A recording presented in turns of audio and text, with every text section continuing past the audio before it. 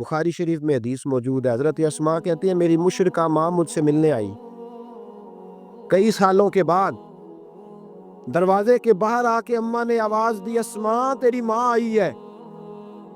تو حضرت اسماء تیزی سے اٹھی، ماں ملی ہے نا کئی سالوں کے ماں، لیکن جا کے بغل گیر نہیں ہوئی، بلکہ اماں دروازے پہ تھی تو جناب اسماء نے اندر سے کنڈی لگا لی، دوڑ کے اٹھ کے کنڈی لگائی اور کہا جاؤ حضرت عائشہ صدیقہ کو میرا پیغام دو کہ محبوب سے پوچھ کے بتائیں کہ مشرکہ ماں آئی ہے، اگر نبی پاک کہیں گے تو اماں سے ملو گی، اس لیے کہ میرا سارا کچھ میرے نبی سے وابستہ ہے، میرا سارا کچھ محبوب کے قدموں سے وابستہ ہے، حضور اجازت دیں گے، یہ بخاری مسلم میں موجود، پھر ملوں گی۔ تو حضرت اسماء کا جب پیغام گیا تو نبی پاک علیہ السلام نے فرمایا وہ مشرکہ ہے تو خود ہی اللہ اس سے پوچھ لے گا، اسماء سے کہو تمہاری تو ماں ہے نا، تم تو ملے نا، میرا ابا جی ظالم ہی بڑا ہے، حضرت جی آپ کو نہیں پتا بڑے ظالم ہیں، انہوں نے میرے ساتھ بڑی زیادتیاں کی ہیں۔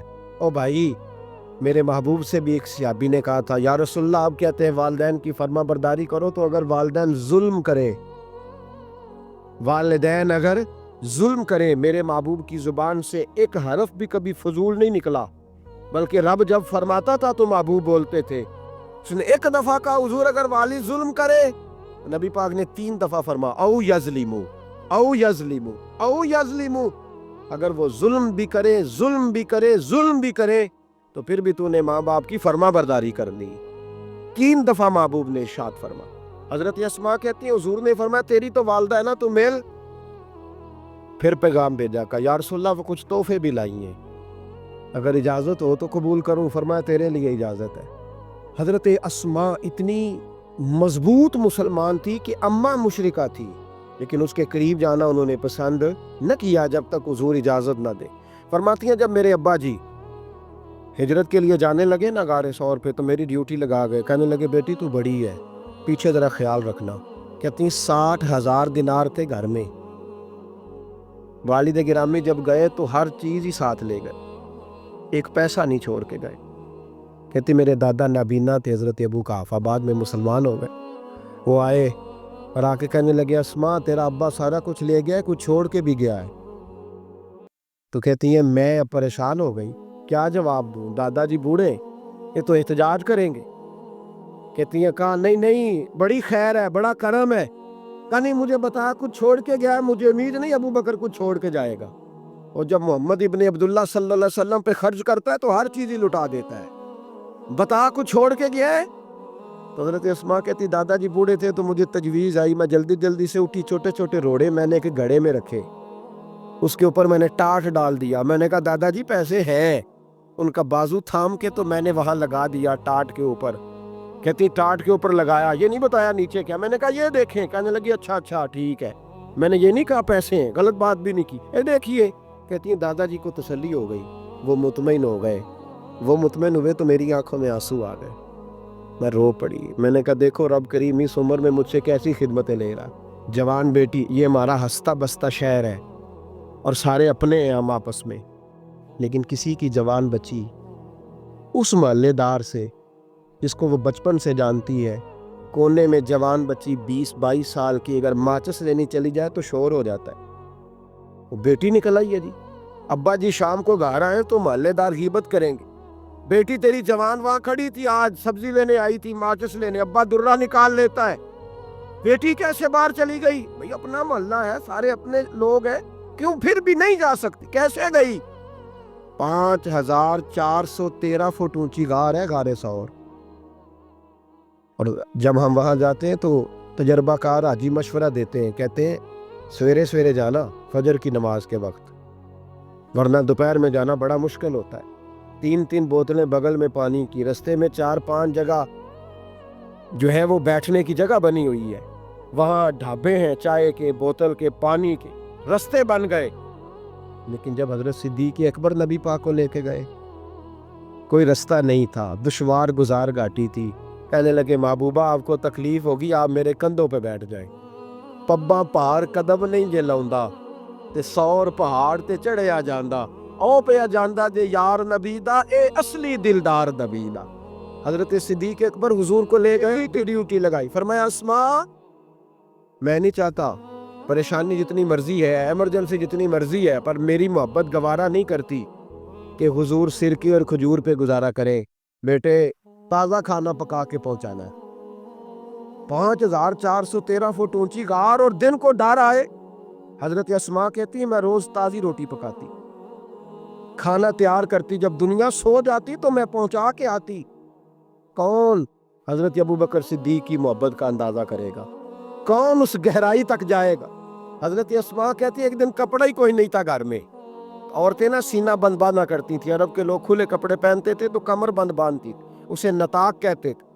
حضرت اسماء کہتی ہے میں نے اسے پھاڑا، آدھے میں روٹی باندھ لی اور آدھا میں نے کمر کے ساتھ باندھ لیا۔ جب لے کے گئی نا، یہ بخاری ہے، تو حضور نے دیکھا، حضرت ابوبکر نے دیکھا کہ بیٹے یہ تو سینہ بند ہے۔ کہا ابا جی آدھا وہاں ہے، آدھا میں نے باندھا ہوا ہے۔ تو محبوب نے فرمایا تو ذات النطاقین ہے، تو 2 کمر بند والی ہے؟ فرماتی ہے میرا نام ہی پڑ گیا اس سے، 2 کمر بند والی۔ حضرت اسماء روز کھانا پہنچاتی، محبت بڑے امتحان لیتی ہے۔ کہتی ہے میں بڑے وقار والے گھر کی مالک تھی، میرے والد قبیلے کے سردار تھے، کاروبار کرتے تھے تو دولت بھی میں نے ہمیشہ دیکھی تھی، کسی کی طاقت نہیں تھی بری نظر سے دیکھ سکے۔ لیکن حضرت اسماء کہتی ہیں رب کریم نے ہم سے آزمائش لی۔ دوسرا دن تھا، حضور کو غار ثور میں گئے تو ابو جہل دروازے پہ آیا، بہت سارے کفار اس کے ساتھ تھے۔ او بھائی اس کیفیت کو ذرا سمجھ تو صحیح، اس انداز کو کبھی سمجھ تو صحیح، کس بات کی دشمنی لے رہے تھے؟ حضرت صدیق اکبر نے کس طرح کے امتحانات دیے؟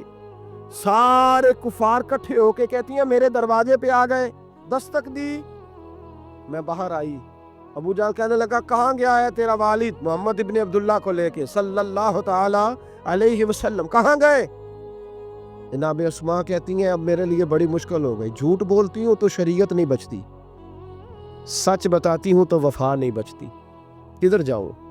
کہتی ہیں پیروں میں زنجیریں ہیں، غلط بات کیسے کروں؟ اس نے پھر پوچھا، بولتی کیوں نہیں، کہاں گئے؟ میں خاموش تھی۔ تیسری بار پھر پوچھا، کہاں گئے ہیں وہ؟ جناب اسماء کہتی ہیں میں نے فیصلہ کر لیا، شریعت بھی بچانی ہے، وفا بھی بچانی ہے، دونوں چیزیں بچیں گی، بولو کہاں ہے؟ یہاں تو لوگ مرد ہو کے دین کے لیے نہیں ڈٹتے، اور 1 منٹ کے لیے بھی عقیدے پر مسلک پر ڈٹنے کو تیار نہیں ہوتے۔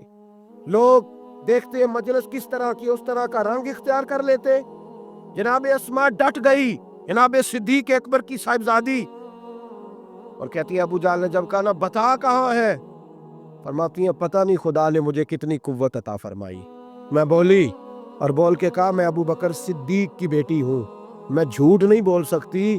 کہنے لگی ابو جہل سن، مجھے پتہ ہے وہ دونوں کہاں ہیں، پر میں تمہیں بتاؤں گی کوئی نہیں، مجھے پتہ ہے پر میں تمہیں، وہ ہلکا یارا تو برے شم کی طرح نرم، رزم حق و باطل ہو تو فولاد ہے مومن، پتہ ہے مجھے وہ کہاں ہے، پر جرت ہے تو پوچھ کے دکھا۔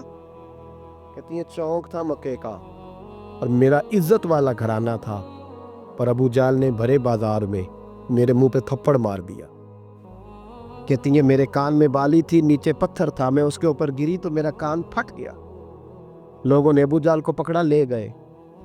فرماتی ہیں وہ آزمائش بھی میں نے دی، امتحان بھی دیا، پھر میں اندر آئی اور میں نے پھر اپنے اس بہتے ہوئے خون کو اپنے کپڑے کے ساتھ صاف کیا، منہ کو لپیٹا اور پھر میں کھانا پکانے لگی۔ کہتی ہیں اسی طرح کھانا پکایا، اسی طرح تیاری کی۔ غار ثور پہ جو پہنچی تو ابو بکر صدیق نے لپٹا ہوا منہ دیکھا، بیٹی کو تکلیف میں دیکھے اور پھر باپ رات سو جائے، یہ ہو نہیں نہ سکتا۔ تو کہا اسماء بیٹے چہرے کو کیا ہوا، کیا بات ہے؟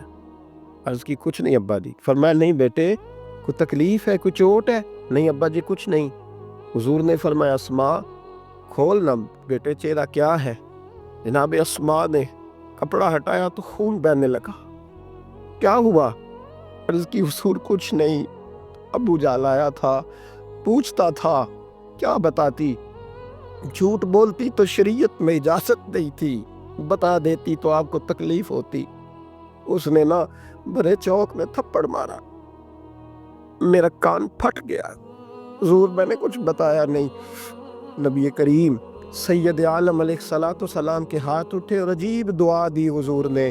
کہ اللہ میں ابو بکر سے اور اس کے گھر سے راضی ہوں، تو بھی ان سے راضی ہو جا۔ حضرت اسماء بنت ابی بکر صدیق رضی اللہ تعالی فرماتی ہیں اس انداز میں قربانیاں دیں۔ پھر ایک وقت آیا، فرماتی ہیں میرے گھر میں دولت تھی، مال تھا، میں نے بڑا کچھ دیکھا تھا، لیکن میرے لیے رشتہ آیا نبی پاک کے پھوپھی کے بیٹے کا، حضرت زبیر بن عوام۔ یہ حضور کی پھوپھی کے بیٹے بھی ہیں، اور جو 10 صحابہ کو حضور نے جنت کی بشارت دی اس میں بھی شامل ہے۔ حضور نے فرمایا میرا حواری ہے زبیر بن عوام، اور 10 مبشرہ صحابہ میں شامل ہے۔ لیکن گھر میں غربت تھی، تنگ دستی تھی، مجبوری تھی۔ جناب اسماء کہتی ہیں میرے ابا جی نے کہا بیٹا تیرے لیے رشتہ آیا ہے۔ میں نے کہا کس کا؟ کہا حضور کی پھوپھی کے بیٹے زبیر بن عوام کا۔ کہتے میں نے تھوڑی دیر کے لیے سوچا کہ وہاں تو بڑی غربت ہے، تو جناب صدیق اکبر نے اگلا جملہ کہا، فرمایا تمہیں پتہ ہے رشتہ بھیجا کس نے؟ کہا ابا جی کس نے؟ کہا مصطفیٰ کریم نے۔ جناب اسماء کہنے لگی پھر آپ کو مجھ سے پوچھنا نہیں چاہیے تھا، پھر حضور نے پسند کیا ہے، محبوب نے، اتنے میرے نصیب۔ حضرت اسماء کہتی ہے میں اس گھر سے گئی تھی جہاں 3 غلام ہر وقت ہوتے تھے، اور یہ بخاری مسلم میں آپ کو ملے گا۔ بیٹیوں کی تربیت ہم کرتے ہیں تو کہتے ہیں او سسرال میں کام کرنا پڑتا ہے، سویرے اٹھنا پڑتا ہے، ایسے کرنا پڑتا ہے۔ سنو جناب صدیق اکبر رئیس مکہ اور مدینہ کی بیٹی فرماتی ہیں میں جب زبیر بن عوام کے گھر میں گئی تو میں آٹا بھی گوندتی تھی، میں کپڑے بھی دھوتی تھی۔ محبوب نے میرا رشتہ کرایا نا، فرماتی ہیں میں چکی بھی پیستی تھی۔ فرماتی ہیں زبیر بن عوام نے گھوڑا رکھا ہوا تھا، وہ جب باہر جاتے تو میں گھوڑے کے لیے چارہ بھی کاٹ کے لاتی تھی، میں اس گھوڑے کو بھی سنبھالتی تھی، میرے ہاتھوں میں چھالے پڑ جاتے۔ ایک دن میرے ابا جی نے دیکھ لیا، ابو بکر صدیق بڑے پریشان ہوئے۔ کہتی ہیں انہوں نے جا کے محبوب کی بارگاہ میں عرض کی حضور اگر آپ اجازت دیں تو میں زبیر کو ایک غلام نہ دے دوں، میری بیٹی کام کرتی ہے، اس کے ہاتھوں میں نے چھالے دیکھیں، ایک غلام نہ دے دوں؟ ڈائریکٹ حضرت زبیر بن عوام سے نہیں کہا کہ تو اتنا کام کراتا ہے، جھگڑا نہیں کھڑا کر دیا۔ کہتی ہیں ایک غلام حضور کے ذریعے جناب ابو بکر صدیق نے بھیجا، اب وہ باہر کے کام سنبھالنے لگا، گھوڑے کو چارہ ڈال دیتا، کچھ سودا صرف لا دیتا۔ کہتے ہیں مجھے یوں لگا جیسے میں آزاد ہو گئی ہوں۔ غربت بھی تھی، زبیر بن عوام نیک بڑے تھے پر طبیعت کے ذرا سخت تھے۔ ایک دن ابا جی آئے تو میں نے کہا حضور اور تو کچھ چیز نہیں چاہیے، تھوڑی سختی ہے طبیعت میں۔ تو کہتے ہیں میرے والد نے یہ نہیں کہا میں پوچھوں گا، میں حضور سے بات کروں گا۔ کہنے لگے بیٹی صبر کر، بیٹی صبر کر، تیرا خامد نیک ہے، اگر تو اس کی رضا میں دنیا سے گئی تو رب تجھے بغیر حساب جنت عطا فرما دے گا۔ اور خامد کی پرہیزگاری بھی تو دیکھو نا بھائی، صرف دولتوں کی ضرورت ہے، صرف ان چیزوں کی ضرورت ہے، اس کی پرہیزگاری بھی دیکھو۔ اب اسماء کہتی ہیں اس کے بعد میں نے شکوہ نہیں کیا، اس کے بعد دوبارہ شکوہ، سخی بڑی تھی حضرت اسماء۔ حضرت عبداللہ بن زبیر آپ کے بیٹے تھے، کسی نے ان سے پوچھا کہ آپ کی والدہ کا کیا حال تھا، تو فرماتے میں اماں کو مصلے پہ چھوڑ کے گیا، عبادت کر رہی، عبادت گزار بڑی تھی، مصلے پہ چھوڑ کے گیا۔ فرماتے ہیں میں ظہر کے وقت گیا اور عصر کی نماز کے بعد آیا تو میری اماں ابھی بھی مصلے پہ بیٹھی تھی اور رب سے معافی مانگ رہی تھی۔ کہتے بڑی سخی تھی، اور میری خالہ سیدہ عائشہ بھی بڑی سخی تھی۔ حضرت عبداللہ بن زبیر فرمانے لگے دونوں میں ایک فرق تھا، حضرت عائشہ جب سخاوت کرتی تو کچھ پیسے جمع کر لیتی، ایک ہفتے کے پیسے جمع کر کے جوڑ کے کہتی چلو کسی غریب کا کچھ بن تو جائے، لیکن حضرت اسماء رکھتی نہیں تھی، کہتی تھی روز ہی دینے ہیں، چاہے 1 دینار میں موجود ہے۔ جب ان سے پوچھا گیا ایسا کیوں کرتی ہو تو کہتی ہے میں ایک دن نبی پاک کی بارگاہ میں نا کچھ پیسے دینے لگی تو میں نے 2-3 دفعہ گنے، کہا حضور جی کچھ دینار رکھ لے، تو محبوب فرمانے لگے اسماء اللہ کے رستے میں گن گن کے نہ دے، ورنہ وہ بھی تجھے گن گن کے ہی دے گا، تو اس کے رستے میں بے حساب دے، وہ بھی تجھے بے حساب ہی عطا فرمائے گا، اور بچا بچا کے نہ رکھا کر، دے دیا کر، تو اس کے رستے میں دیتی رہ، رب بھی تجھے دیتا ہی رہے گا۔ ہم چونکہ گن گن کے دیتے ہیں نا، اس لیے ہم اس فلسفے کو سمجھتے نہیں، گن گن کے دے گے تو گن گن کے ملے گا، بے حساب دو گے تو اللہ بھی بے حساب ہی دے گا۔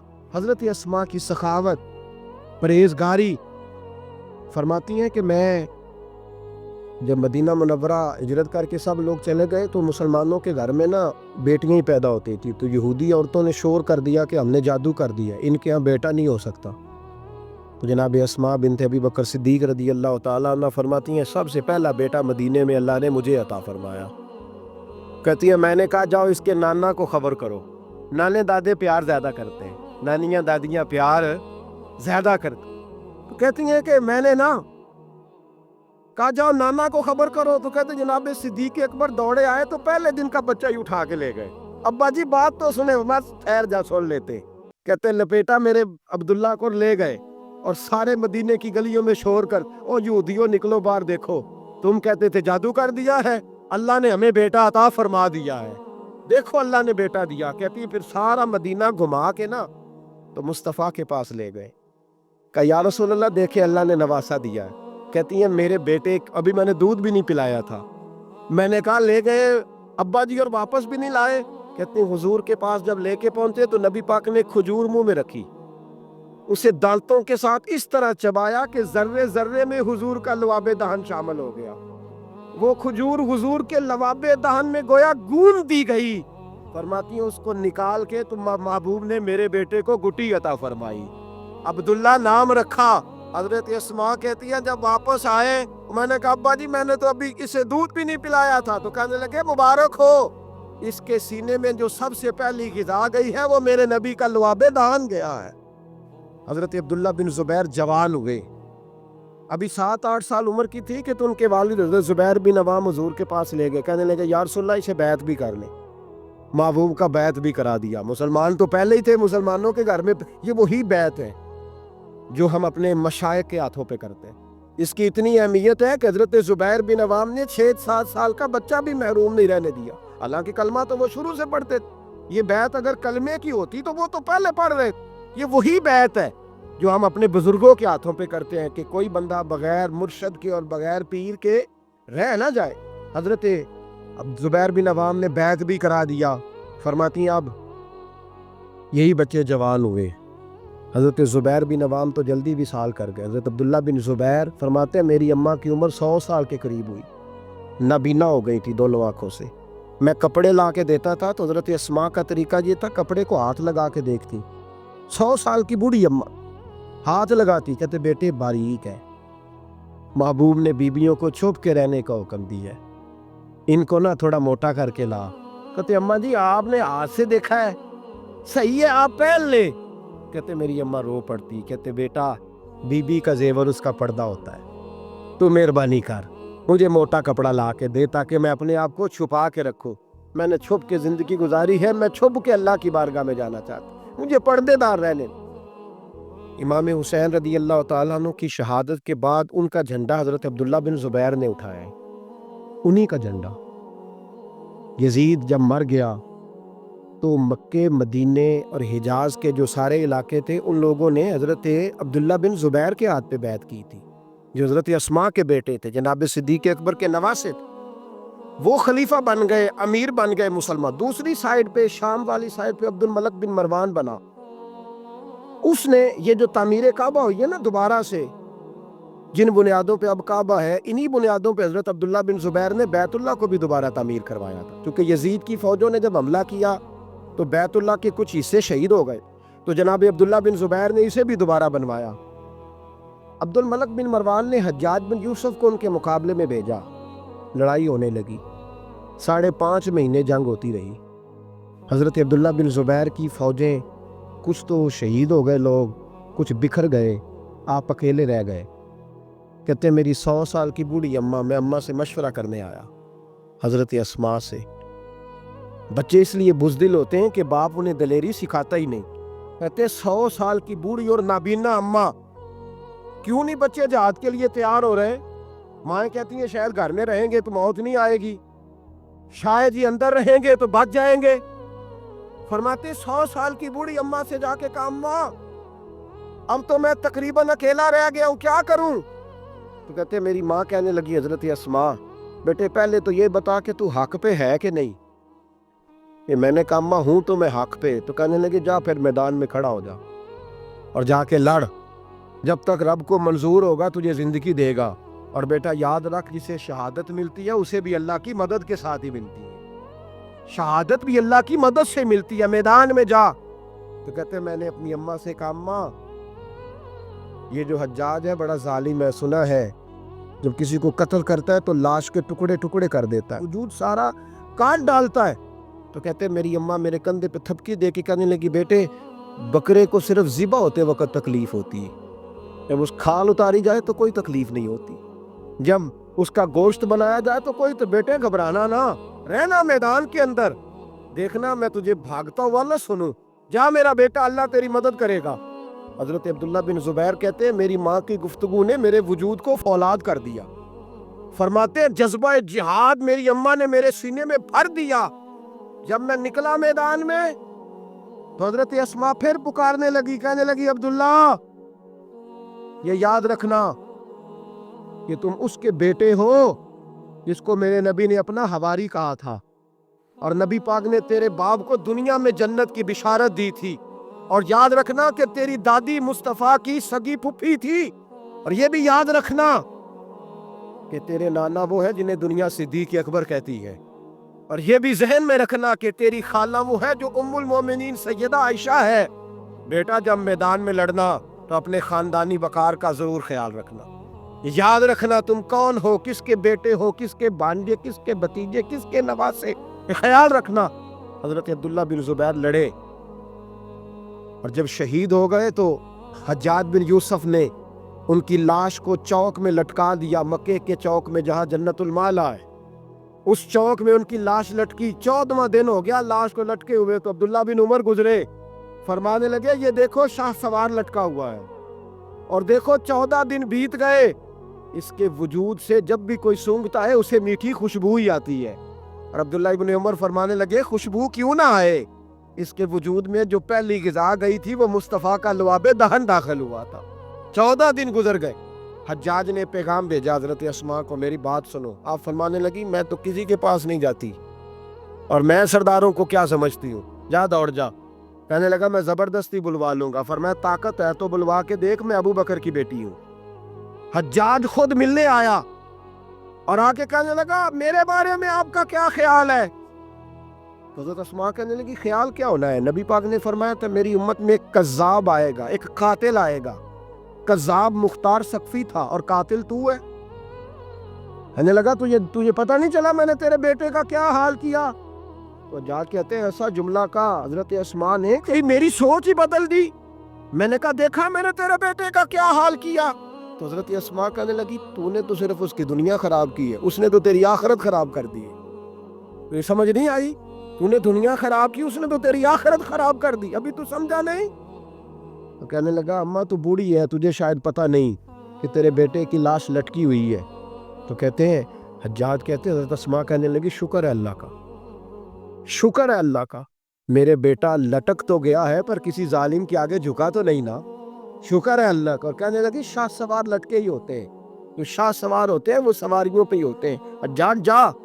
حجاج بن یوسف کہتا جب میں باہر نکلا تو بڑی بڑی تلواریں میرا سر نہیں جھکا سکی تھی، پر حضرت اسماء کے جملوں نے میری گردن جھکا دی۔ لوگ مجھ سے پوچھتے تھے فاتح کون ہے؟ آپ کے عبداللہ۔ تو حجاج کہتا نہ میں اور دوسروں کو تو وہ ماننے کو تیار ہی نہیں تھا نا، کہتا ہے فاتح دیکھنا ہے تو وہ ابو بکر کی بیٹی اندر بیٹھی ہے، وہ سب سے زیادہ فاتح، وہ فاتح ہے، جس کا حوصلہ جوان ہے، جس کے سینے میں ایمان کی قوت تگڑی ہے، جو آج بھی ان اصولوں پہ قائم ہے جو مصطفیٰ نے دیے تھے۔ حضرت اسماء اپنے بیٹے کے شہادت کے 3-4 دن کے بعد ہی وصال کر گئیں۔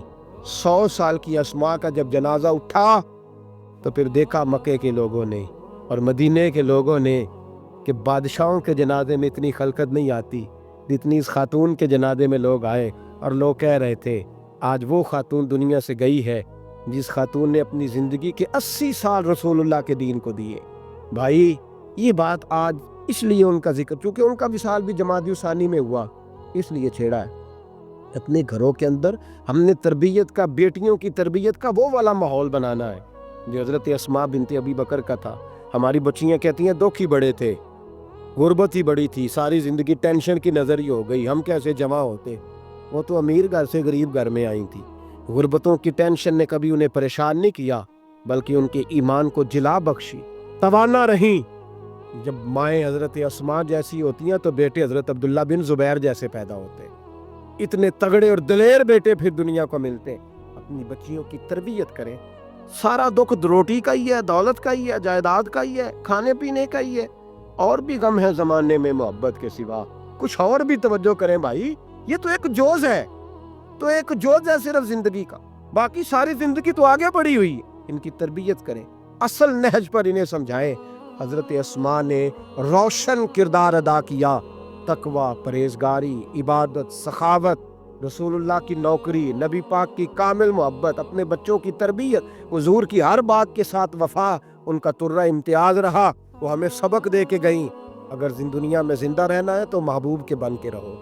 زندہ رہو گے، تابندہ رہو گے، پائندہ رہو گے، ہمیشہ مدحت خیر الانام میں گزرے. دعا ہے یہ عمر درود و سلام میں گزرے. آخر دعویٰ یعنی